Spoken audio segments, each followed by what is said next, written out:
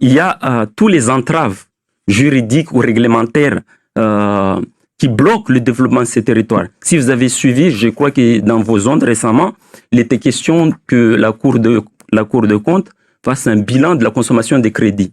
Et là, on constate que sur le contrat de convergence à Mayotte ici, seuls 15% des sommes effectivement engagées et puis consommées. Donc, vous voyez 15%, alors que pendant ce temps-là, nos collègues en Guyane, ils ont plus ou moins les mêmes problèmes. Eux, ils avoisinent les 50%. Et là, malheureusement, ça, c'est des sujets concrets où les députés doivent intervenir. Parce qu'on nous parle d'ingénierie, il n'y a pas d'ingénierie, manque d'ingénierie. Moi, je dis non. Où il manque de projets, c'est pas vrai. À Mayotte, que ce soit les collectivités ou le département, il y a plein de projets. Et c'est pas les besoins qui manquent. Mais le point, c'est de dire, dans un premier temps, il faut simplifier les procédures administratives pour accélérer les investissements. C'est de dire, dans un premier temps, il faut simplifier les procédures administratives pour accélérer les investissements. On le constate sur le projet de l'aéroport. Moi, je vais prendre cet exemple-là parce que c'est le plus parlant. L'aéroport, il y a un président de la République qui est venu à Mayotte en 2019. Il a dit l'aéroport, on va le faire et les travaux vont certainement débuter sur les 18 mois à venir.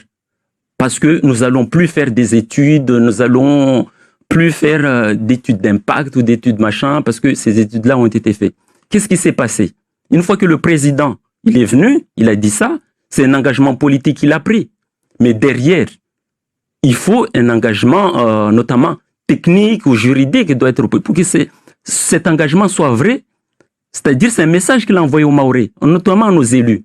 Il aurait fallu prendre le président au mot, notamment nos élus, les députés, surtout les parlementaires, et de dire « Ok, monsieur le président, vous avez dit qu'il n'y a plus d'études. » Mais on sait qu'il y a un code, notamment le code de l'environnement, qui interdit certaines choses, notamment l'extraction de roches dans les carrières, qui interdit qu'on touche au lagon, etc. Et ça, c'est la loi. Donc, il aurait fallu que nos parlementaires disent bah, « On va modifier ces codes-là. On va modifier la loi. » Donc, on porte un projet de loi, enfin, une proposition de loi pour modifier et que, naturellement, le président ne peut pas dire non, puisque c'est un engagement, c'est la traduction de cet engagement-là. Mais qu'est-ce qu'ont fait nos élus?